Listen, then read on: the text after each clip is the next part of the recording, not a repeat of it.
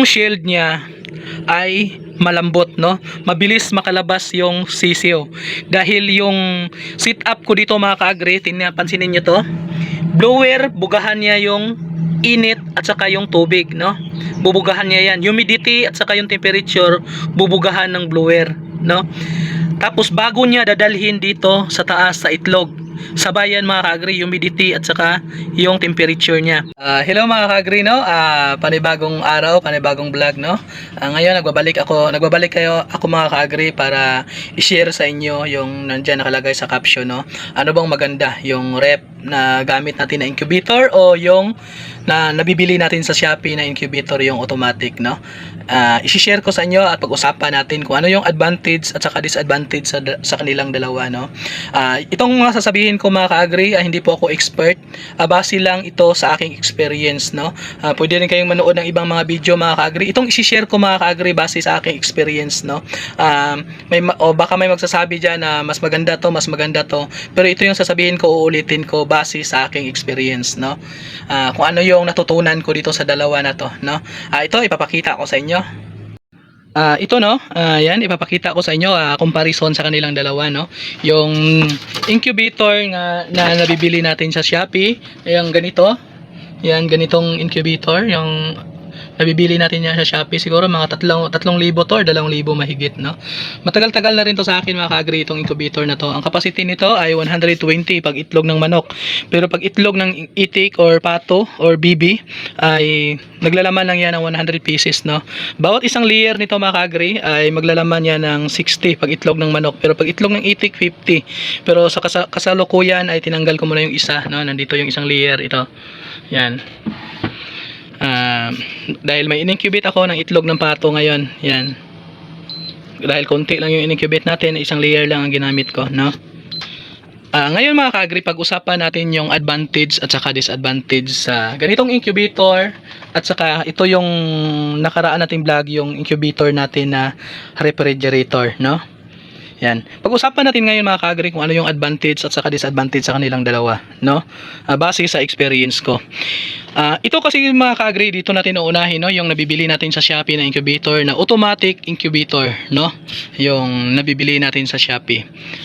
Ito yung uunahin natin mga ka-agri, ano yung advantage sa kanya, no?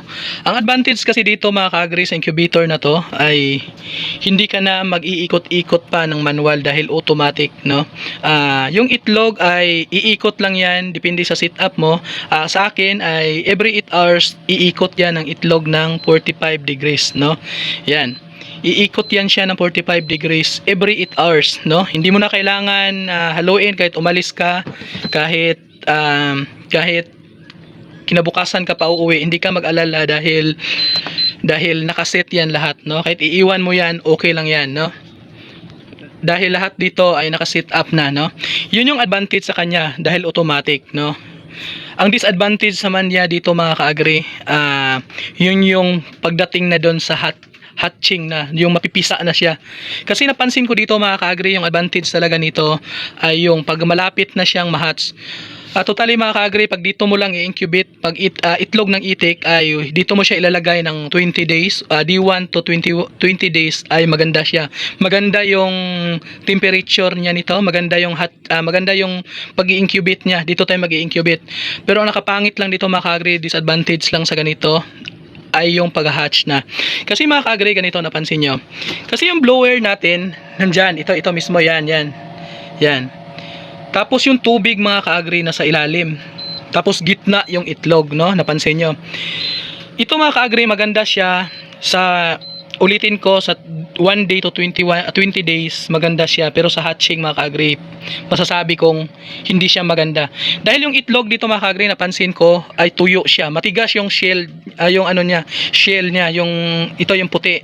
Kasi yung humidity mga ka-agri, hindi niya kasi yung humidity niya mga ka-agri, hindi siya maganda mga ka-agri dahil blower mo na siya mga ka-agri, bubugahan niya ng blower, bubugahan niya yung itlog ng hangin na hindi dumaan sa tubig, no? Yun yung disadvantage na napansin ko sa kanya. Yung napapansin ko dito mga kaagri dati, yung itlog mga kaagri, yung sisiw na mabibiyak na gusto na niyang lumabas, ay hindi siya makalabas dahil sa sobrang tigas ng shield, no? Itong ano na to, ano bang tawag nito, yung tipaka, no? Sobrang tigas niya dahil hangin muna bago mapunta sa tubig, no? Yun yung napapansin ko. Yun yung isa sa disadvantage na nakikita ko sa kanya mga kaagri. Pangalawa mga kaagri, yung disadvantage na nakikita ko dito at saka sa experience ko, yung manipis lang yung plastic, no. Pag mainit yung panahon mga kaagri, mabilis lang makapasok, mabilis lang makatagos yung init dito sa plastic na to, at madagdagan yung init ng incubator natin dito. Minsan umaabot yan ng 38.5. Hindi siya maganda mga kaagri na ilagay siya sa labas, no? Or siguro maganda to mga kaagri kung sa loob ng bahay mismo ilalagay, yung hindi naiinitan, yung hindi na ano ng hangin na mainit, no? Kasi nakakadagdag siya sa temperature sa incubator na to kasi manipis lang, no? Yung pangatlong ano ko mga kaagri, yung pangatlong nakita kong disadvantage sa kanya ay pag yung example mga kaagri, dito mo siya talaga D1 to 27 days hanggang matapos mapisa yung mga sinalang nating itlog ng itik, ay dito mga kaagri, yung minsan, di ba minsan mga kaagri 2 araw, 3 araw bago matapos ano yung itlog lahat mapisa, no? Ang disadvantage dito mga kaagri, base sa experience ko, pag nilalagay na natin yan, tinatanggal na natin tong roller, nilalagay na natin yung parang screen niya nakasama dito, yung napansin ko dito, yung tubig na sa ilalim, yan, napansin nyo, yung tubig na sa ilalim. Yung itik mga kaagri, yung sisiw na unang na-hatch ay tatai yun dito. Tatai, no, di ba? Pag tatai yun dito mga kaagri, mahuhulog yan doon sa tubig. Pag nahuhulog yan doon sa tubig mga kaagri, magkukos ng amoy, no, di ba? Nagaano siya ng amoy. Yung minsan mga kaagri, napansin ko, yung mga iba na hindi pa nakalabas, mahihina na kasi napupoison siya sa dumi ng naunang na-hatch.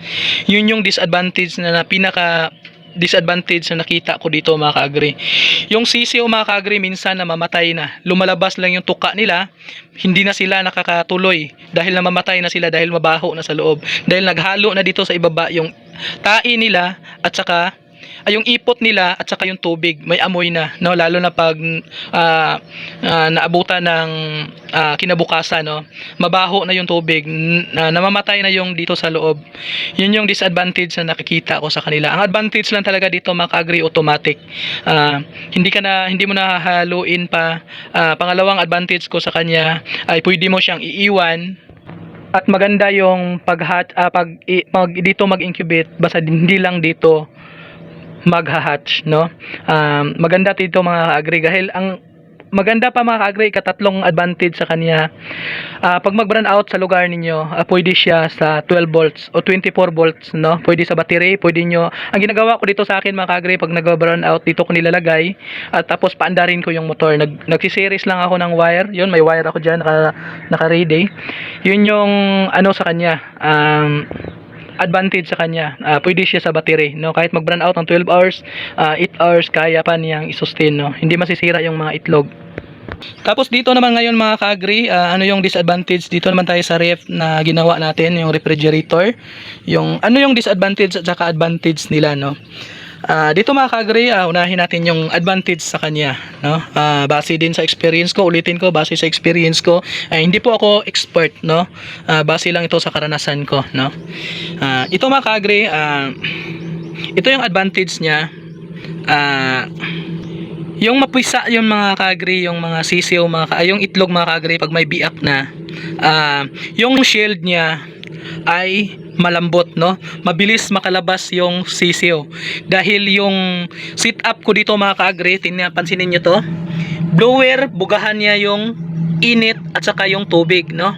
Bubugahan niya yan. Humidity at saka yung temperature, bubugahan ng blower, no? Tapos bago niya dadalhin dito sa taas sa itlog, sabayan mga kaagri, humidity at saka yung temperature niya. Ibubuga niya yan sa itlog hanggang dito at saka higupin naman niya doon, babalik naman dito, ilalabas naman niya dito, no? Dito mga kaagri, yung isa yung sa incubator natin, bubugahan muna niya yung itlog bago yung tubig. Dito, ito yung kagandahan mga ka-agri. Bubugahan niya yung tubig bago yung itlog. Ibig sabihin mga ka-agri, yung tubig mga ka-agri, yung humidity, dadalhin niya sa itlog, no? Yan, dadalhin niya dyan. At saka yung itlog mga ka-agri, hindi siya gaanong matigas, hindi siya dry. Unlike katulad doon, no? Hindi katulad doon na dry yung shield ng itlog. Ito yung advantage sa kanya mga ka-agri. At madaling ano yung sisiyo mga ka-agri makalabas.